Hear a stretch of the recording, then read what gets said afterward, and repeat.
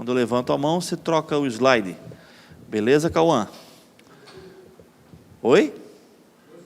Positivo. Positivo operante. Vamos lá, então. A Bíblia é a palavra de Deus.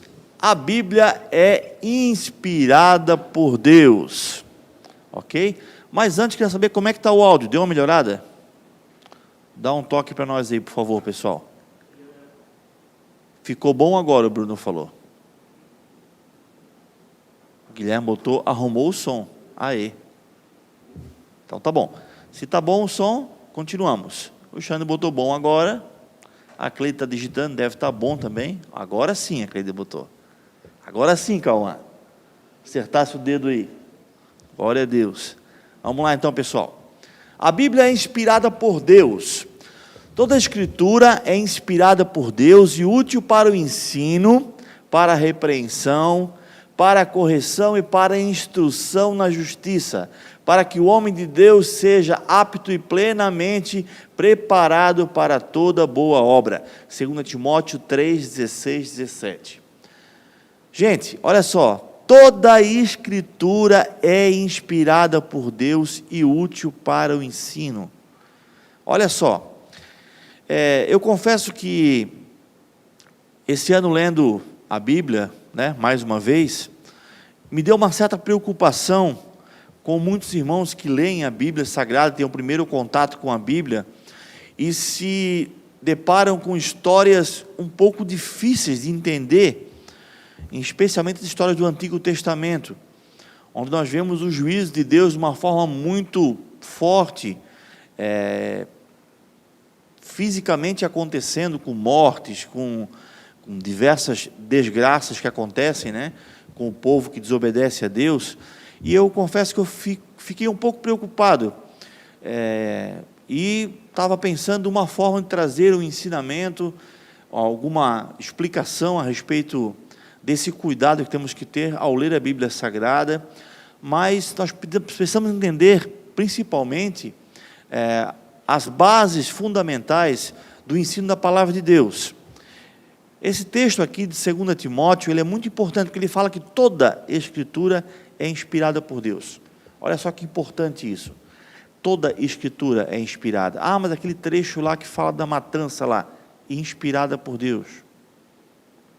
Não significa que por ela ser inspirada por Deus, ela tem que ser levada ao pé da letra, como se diz, e praticada igual aconteceu. Não é isso que diz. Diz que ela é inspirada por Deus. E o versículo continua. E útil para o ensino.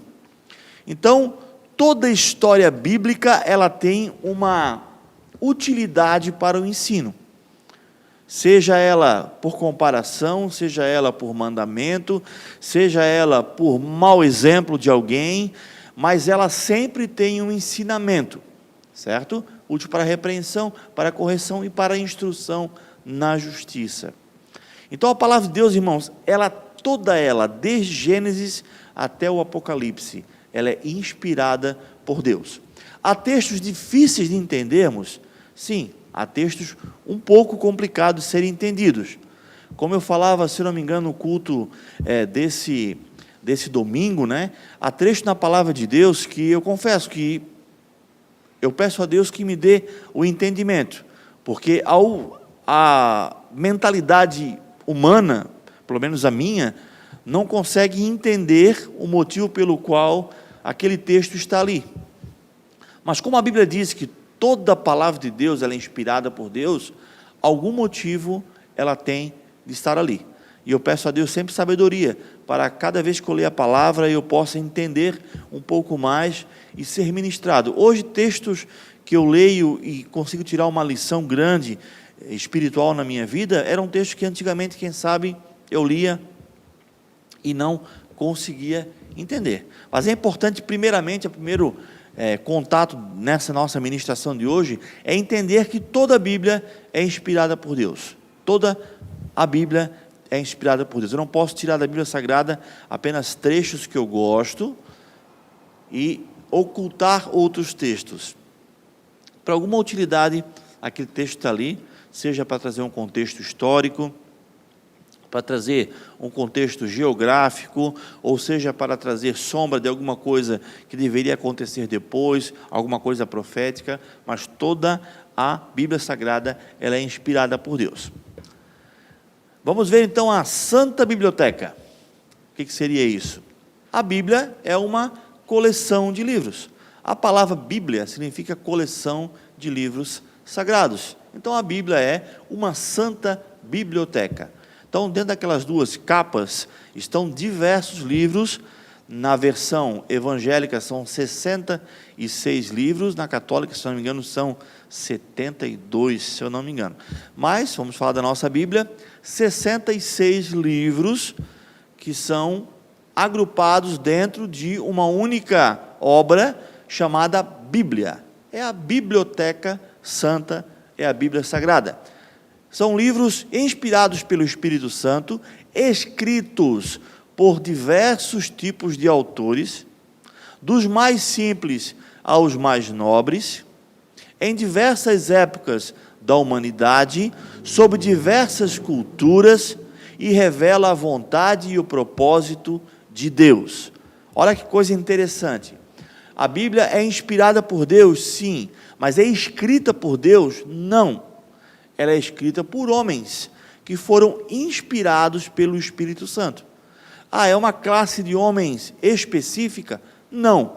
Tem desde homens simples, como até reis, profetas, pessoas muito conceituadas na sociedade da época, né? Desde pessoas mais simples, agricultores, vaqueiros, né? Como é o caso de Oséias, que ele era um vaqueiro, ele era um cuidador de animais, né? Até o Davi, que era um rei. Então, a Bíblia Sagrada, ela tem diversos autores que trazem essa inspiração do Espírito Santo e são os autores dos livros. Nós vemos aqui que a Bíblia Sagrada, ela tem diversas aplicações em nossa vida. Primeiro, a Bíblia Sagrada, ela ensina. Já lemos o texto, toda a Escritura é inspirada por Deus e útil para o ensino, para a repreensão, para a correção e para a instrução na justiça. Então, a Bíblia Sagrada, ela nos ensina. Uma das características da palavra de Deus, ela nos ensinar, ou seja, trazer conhecimento, trazer sabedoria. A Bíblia Sagrada, a palavra de Deus, nos ensina o caminho que nós temos que seguir, as decisões que temos que tomar. A Bíblia, ela é responsável por nos dar este conhecimento. A Bíblia Sagrada, ela nos corrige, ela nos repreende. Olha o que diz Provérbios capítulo 3, meu filho, não despreze a disciplina do Senhor, nem se magoe com a sua repreensão, pois o Senhor disciplina a quem ama, assim como o pai faz ao filho de quem deseja bem. Essa é a palavra de Deus, ela nos disciplina, ela nos corrige, e muitas vezes a disciplina do Senhor não é fácil para nós. Assim como para um filho não é fácil receber o seu pai o disciplinando, também para nós muitas vezes não é fácil nós recebemos a disciplina do Senhor, porque o Senhor quer nos ensinar, e a palavra de Deus muitas vezes nos chama a atenção nessa disciplina. Isso acontece quando lemos a palavra, isso acontece quando ouvimos a pregação da palavra de Deus, e ali a palavra, ela é pregada a nós, e ela traz aquela repreensão, aquela correção, nos chamando para voltar para o caminho. Esse é mais um aspecto da palavra de Deus. A palavra de Deus, ela nos liberta, a Bíblia nos liberta. João 8,32, e conhecerão a verdade, e a verdade os libertará. Que verdade é essa? É a verdade, é a palavra de Deus. A tua palavra é a verdade. O Senhor Jesus é a verdade. O Senhor Jesus é a palavra de Deus, a boca do próprio Deus, falando a nós, é aquela que nos liberta. Liberta do quê? Dos nossos pecados, dos nossos maus hábitos de vida, das nossas heranças malditas que nós recebemos de nossos antepassados, seja aí uma herança, recebemos através de comportamentos, ou uma herança até de uma enfermidade que nós temos familiar, a Bíblia Sagrada pode nos libertar essas heranças malditas que nós venhamos a ter ou adquirir nossos antepassados, nossos pais, avós. A Bíblia nos liberta do nosso pecado, da nossa independência de Deus, que nós sempre queremos fazer as coisas da nossa maneira, agir conforme o nosso entendimento. A Bíblia nos liberta de nós mesmos. A Bíblia nos liberta da nossa independência de Deus. A Bíblia, ela nos fortalece.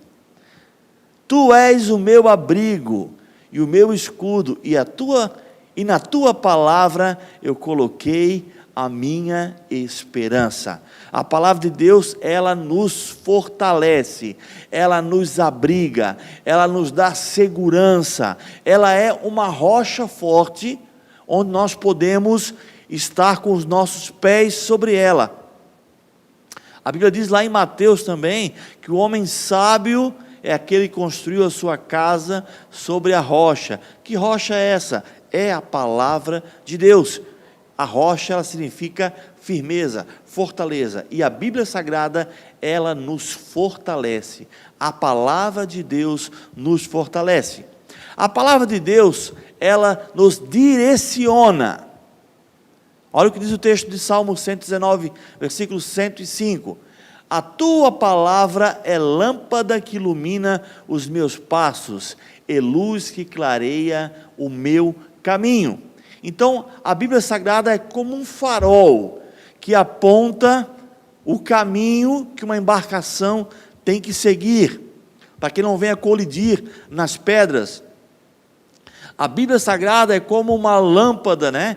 Ou na nossa linguagem mais atual, é como uma lanterna. Hoje quase nem se usa mais lanterna, né? Usa lanterna do celular, mas enfim, não deixa de ser uma lanterna. É como uma lanterna que nos guia no dia que falta a energia elétrica, ou no dia que estamos num lugar onde não tem luz elétrica, né? É aquela lanterna que nos guia pelo caminho que vamos seguir. Essa é a direção que a palavra nos dá. Ela ilumina o nosso caminho, ela nos mostra onde estamos pisando, para não deixar que nós pisamos em terrenos falsos, terrenos que venham prejudicar a nossa caminhada. Então a palavra de Deus, ela nos dá a direção.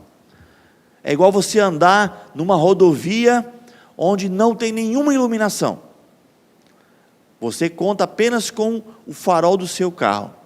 A sua limitação de visão, ela vai ser bem limitada mesmo, né? Alguns metros à frente do seu carro. Mas se você anda por uma rodovia, que ela tem uma iluminação pública, né? Tem algumas rodovias, principalmente rodovias estaduais, tem aqueles postes no meio, assim, que vão iluminando o caminho, a viagem é muito mais tranquila. Você está vendo longe o que está acontecendo, se tem algum perigo. Quando a rodovia não é iluminada, conta-se apenas com aquela limitação do farol do carro. Então, a palavra de Deus é essa iluminação, essa lâmpada, essa claridade que nos traz um direcionamento para a nossa vida. A palavra de Deus, ela nos adverte. Olha o que fala o texto. Se vocês obedecerem fielmente ao Senhor, ao seu Deus, e seguirem cuidadosamente todos os seus mandamentos, que hoje lhe dou, o Senhor, o seu Deus, os colocará muito acima de todas as nações da terra. Isso é uma advertência. Olha a condicional ali. Se vocês obedecerem. Isso é uma condição. Tanto é que o texto seguinte, no capítulo 30, se eu não me engano, eu acho que foi até a leitura de hoje ou de ontem, da nossa leitura bíblica, acho que foi a de ontem, falou sobre esse texto aqui. No capítulo 30 ou 31, não me recordo agora, vai falar o contrário. Se não obedecerem fielmente ao Senhor, e aí começa a dar todas as consequências de nós não obedecermos ao Senhor. O que é isso? É uma advertência do Senhor. O Senhor está avisando. A palavra, ela nos adverte. A advertência é um aviso, né? É aquela placa, cuidado, né? Placa vermelha, cuidado. Ou tem aquele símbolo de raio, né? Que é cuidado, é eletricidade, alta voltagem. Isso é para trazer espera aí, tem algum perigo. Então, a advertência nada mais é do que um aviso de algo importante ou perigoso. A Bíblia, ela nos dá avisos, ela nos adverte sobre situações que nós podemos, se não vigiar, passar a estar caindo nesses erros, nessas ciladas que o Satanás coloca diante de nós, que nós colocamos diante de nós mesmos, que a vida, que os prazeres do mundo colocam diante de nós. Então a palavra de Deus, ela é um aviso, é uma advertência para nós. Ok? Então vemos também aqui que na Bíblia nós encontramos, ali nossas imagens ali, encontramos histórias, encontramos profecias, encontramos bons exemplos, encontramos maus exemplos, enfim, encontramos tudo que precisamos, certo? A Bíblia relata muitas histórias que nos revelam o caráter perfeito de Deus, sem esconder as falhas dos homens que a escreveram, ou que fizeram parte das histórias nelas contidas. Por exemplo, o texto de 2 Samuel 11, do 1 ao 17, que relata o adultério de Davi. A Bíblia diz que Davi era um homem segundo o coração de Deus. Foi o rei mais conceituado na Bíblia Sagrada no quesito temor a Deus, não no quesito de sabedoria ou de riqueza, isso foi Salomão, mas o temor a Deus, reverência a Deus, Davi foi estourado o rei mais temente a Deus. Porém, a Bíblia Sagrada não esconde os defeitos de Davi. Pelo contrário, traz à luz todos os defeitos, as falhas de comportamento, de criação de filhos que Davi teve. Por quê? Porque a Bíblia Sagrada é um livro que revela o perfeito caráter de Deus, mas não esconde a falha dos seres humanos que nela são relatados nas histórias.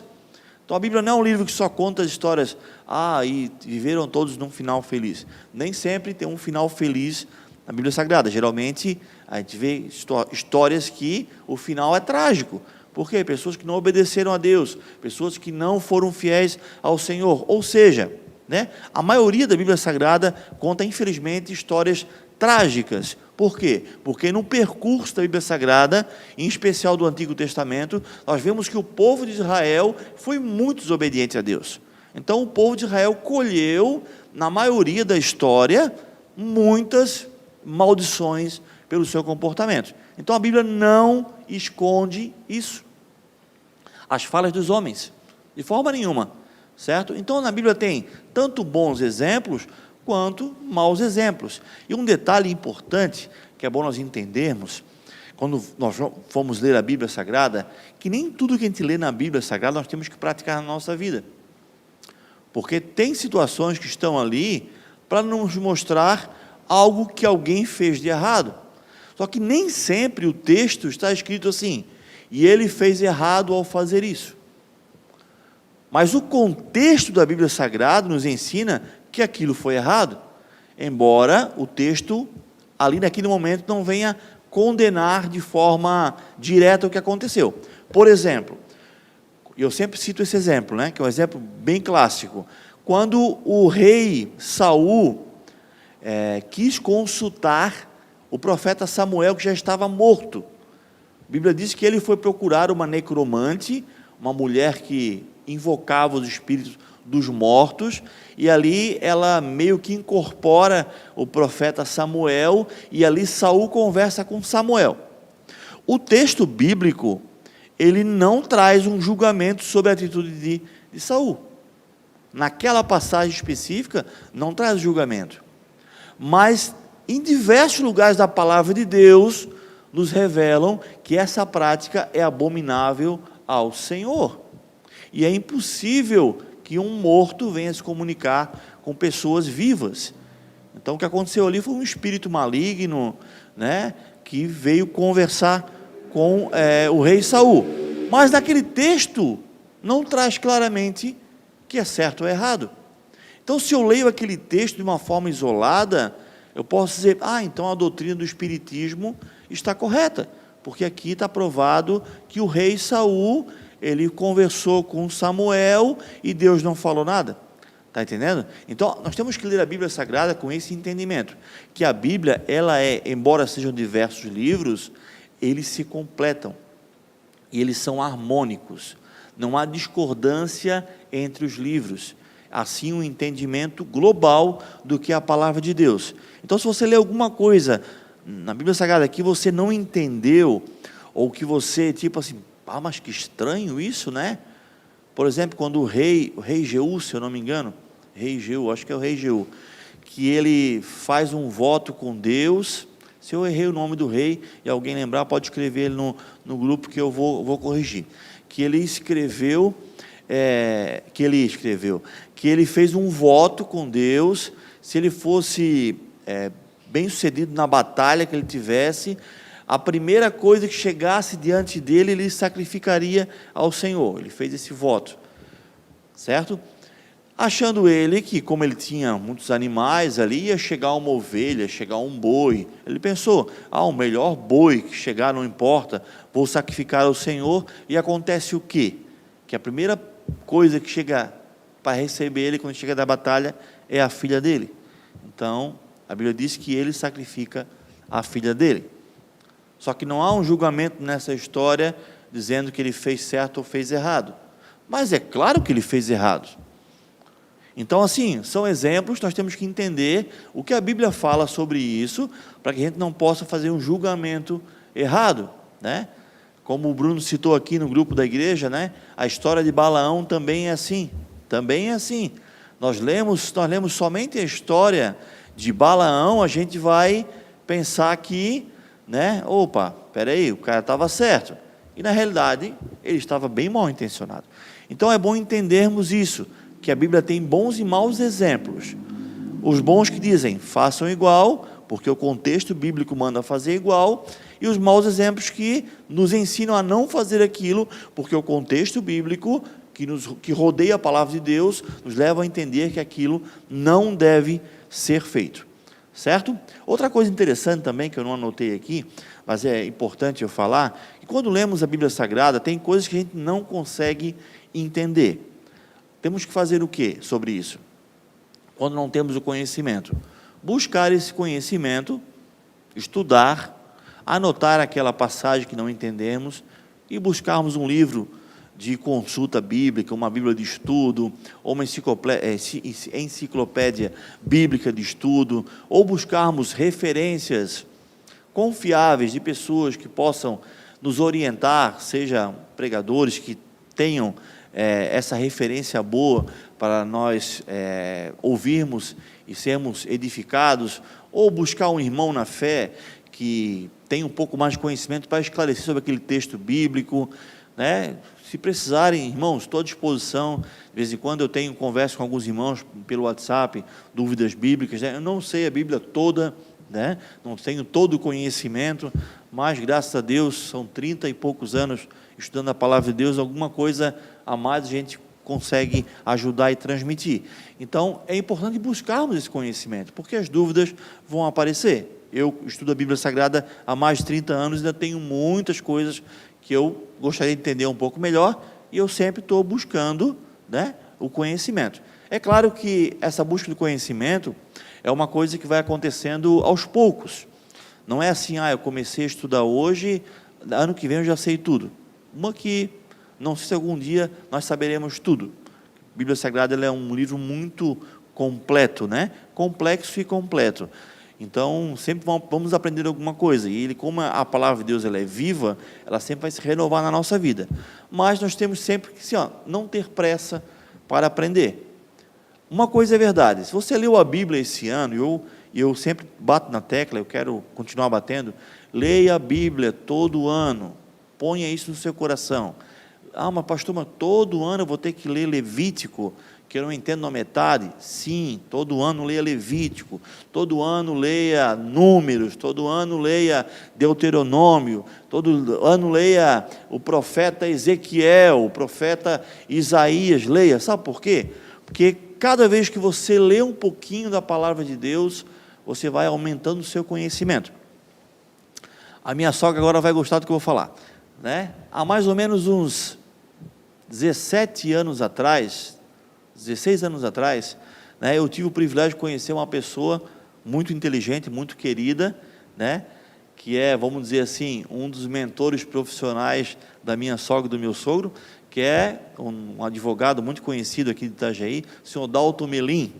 E eu estava no começo da contabilidade do nosso escritório, começando o escritório, e eu fui lá pegar algumas experiências com ele, né, e ele me falou muitas coisas legais na época, mas uma coisa que ele falou que marcou e eu levo para a minha vida, não somente profissional, né, mas para a minha vida inteira, né, que nós precisamos forçar a nossa mente, lendo e relendo, e relendo e relendo, porque, quem sabe nós lemos um texto de 100 páginas, e vamos entender meia página, mas aquela meia página nós vamos aprender e vai levar para a nossa vida. E quando lemos aquelas 100 páginas novamente, vai entender uma página e meia. E cada vez que lemos mais uma vez, a gente vai forçar a nossa mente a entender e assimilar aquele conteúdo. Se isso se aplica aos textos, às legislações, enfim, às coisas seculares, também se aplica à palavra de Deus. Se nos aplicarmos a sempre estarmos estudando a palavra, lendo a palavra, Deus vai nos fazer criar cada vez mais conhecimento dessa palavra. Eu confesso que hoje a minha gama de conhecimento sobre personagens bíblicos é muito maior que 10 anos atrás, muito maior.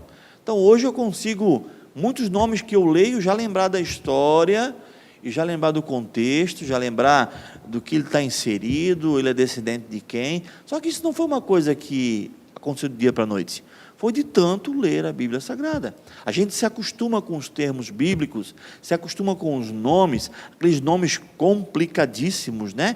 Quando eu vi a primeira vez a palavra Nabucodonosor, falei, meu Deus do céu, Melquisedeque, que nome é esse? Hoje para mim é muito claro, muito vivo esse nome, porque eu sei praticamente tudo a respeito desse personagem, mas quando eu li pela primeira vez, eu não sabia nem pronunciar essa palavra. Então, por isso que nós temos que insistir e ler a palavra de Deus. Não entendeu? Risca, sublinha, anota. Tem coisas que realmente são para aquela época, são como nós lemos ali, são diversos contextos históricos, culturais. O Antigo Testamento, por exemplo, quanto mais antigo, a antiga história do Antigo Testamento, mais o povo era bárbaro, o povo era bruto, o povo, era sanguinário. Então, Deus trabalhou na sua infinita misericórdia, num contexto de um povo que era assim. Deus age dessa forma hoje? Não. Mas a própria Bíblia diz que não devemos temer aquele que mata o corpo, mas aquele que mata a alma e leva para o inferno, ou seja, o próprio Deus. Então, a Bíblia está dizendo o que com isso? Que nós temos que nos preocupar muito mais com a nossa morte espiritual do que com a nossa morte física. Tem gente que pensa, Deus ele não mata mais como no Antigo Testamento, né? Eu vou colocar isso entre aspas, tá? Que Deus pode fazer isso ainda, né? Não acontece tanto como no Antigo Testamento, mas isso pode acontecer ainda. Mas a graça está aí, a escolha está aí, e o fim da carreira de cada um está mediante as suas escolhas. Então, continua havendo um juízo. Quem sabe de uma forma diferente Deus age nos dias de hoje, mas Deus continua agindo com juízo. Deus não muda. Quem sabe as formas que Deus usa para trabalhar com cada geração, com cada época, sejam diferentes, um pouco diferentes, mas Deus não muda, ok? Falei demais nesse slide, vou ter que dar uma corridinha nos próximos. Atenção, cremos que a Bíblia não possui erros, importante, a Bíblia não possui erros, e tudo que está escrito nela é a mais pura verdade na sua essência. Todos os milhares de escritos achados na história não se contradizem em nada. Santifica-os na verdade, a tua palavra é a verdade. Aí você pode perguntar, tá, pastor, a Bíblia não tem erros, como é que tem a versão revista e atualizada? Almeida corrigida. Por que a Bíblia foi corrigida se ela não tem erro? Né? Boa pergunta, né? Essa foi boa, né? Então vou responder para vocês agora. Por que ela é corrigida? Porque a Bíblia Sagrada, ela é um manuscrito muito antigo, de uma língua morta, porque a língua do hebraico bíblico, ele é uma língua que já não existe mais. O hebraico atual, moderno, não é igual ao hebraico antigo, vem de uma língua extinta já, que é o aramaico, que não existe mais, vem do grego, que é o grego antigo também, que hoje já é um grego atualizado. Então, quando a Bíblia foi descoberta, os manuscritos, elas vieram de línguas que foram buscas arqueológicas, historiadores que foram decifrando aqueles escritos, certo? Então, de acordo com o tempo e a história, foram descobertos outros manuscritos, que a Septuaginta veio trazer essa nova, alguns novos conceitos de palavras, de conjugações, que até os antigos manuscritos não tinham, né? Enfim, houve essa atualização. E há também a questão da própria tradução que é feita. Porque a Bíblia, ela tem original a sua língua no hebraico, no aramaico e no grego, certo? Tem a Vulgata latim, só que foi passada para o latim, né? Que era um caso, a Bíblia católica, ela vem do latim. Só que dessa língua, ela é passada para outras línguas. Aí ela já perde um monte da sua essência. Por exemplo, a palavra amor na Bíblia, ela tem diversos significados. A palavra Senhor na Bíblia tem diversos significados. Pode ser o Senhor Deus, pode ser um Senhor, um patrão, pode ser um Senhor absoluto, que é a palavra Kyrios. Então, tem diversas traduções da palavra Senhor. Então, muitas vezes aconteceram esses erros de tradução bíblica. Então, por isso foi feito algumas correções. Então, é nesse sentido que a Bíblia ela foi revista, atualizada e corrigida, pela correção na própria tradução que ela foi feita. Fechou, Cauã? Top? Vamos lá. Tudo o que está escrito na Bíblia foi falado por Deus? Resposta, não. Porém, inspirado por Ele para um propósito definido. Há texto na Bíblia, onde Deus fala, o diabo fala, até uma mula fala. Certo? Textos que mencionam coisas que aconteceram depois de algum tempo, como um exemplo, a vinda do Messias. Você vê no Antigo Testamento ali falando que o Messias viria, e você vê no Novo Testamento que o Messias veio, certo? E coisas que não aconteceram ainda, como por exemplo, o arrebatamento da igreja, ressurreição dos mortos. Isso está na Bíblia, mas não aconteceu ainda. Então, é bem distinto isso. A Bíblia tem diversos aspectos, tem coisas ali que você está lendo em Isaías que já aconteceu, mas tem coisas em Isaías que não aconteceu ainda, e é Antigo Testamento, certo? Lá no profeta Joel também, coisas que já aconteceram, como por exemplo, o derramamento do Espírito Santo, mas fala também sobre os últimos dias ali, que não aconteceu ainda, ok? Então a Bíblia, Deus fala, o homem fala, o diabo fala. Eu sempre cito aquela frase, né? Te darei tudo se prostrado me adorares. Ó, que palavra linda, né? O Senhor fala que Ele nos daria tudo se a gente prostrado o adorasse. É isso? Não é isso. Quem falou essa frase foi o diabo, para Jesus lá na tentação. Então, às vezes pensamos que aquele texto é Deus falando, não é? Na verdade é o diabo falando. Ok? Então nem tudo na Bíblia foi Deus que falou, mas foi inspirado ou nos traz algum propósito definido.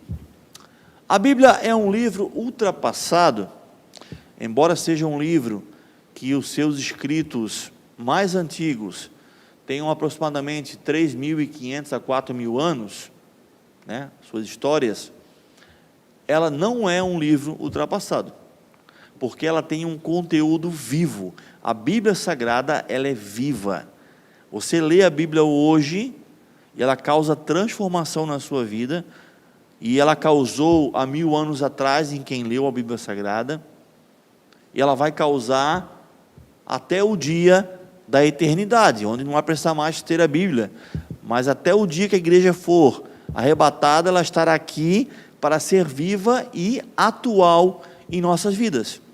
Porque na Bíblia Sagrada não contam apenas história, nela nós achamos respostas para todos os assuntos que nós precisamos. Quem sabe não de uma forma direta, mas indireta, elas nos trazem respostas sobre alimentação, saúde, higiene, conselhos sobre relacionamentos, finanças, casamento, sexualidade, trabalho, lazer, criação de filhos, cuidados com animais e muitas outras coisas. Então, a Bíblia é atual por isso. Queremos entender algo sobre o casamento. Mas o casamento, ele mudou nesses séculos que passaram, mas a Bíblia continua sendo atual sobre esse assunto. E aquele que seguir a Bíblia Sagrada vai ter um casamento de sucesso. Mas mudou tanta coisa. Mudou. Mas agora a pergunta que eu faço: mudou e o resultado é bom? Não. Mas se seguirmos a Bíblia Sagrada, que é um livro antigo, né, dito por muitos como ultrapassado, se seguirmos, teremos um casamento abençoado. Por quê será?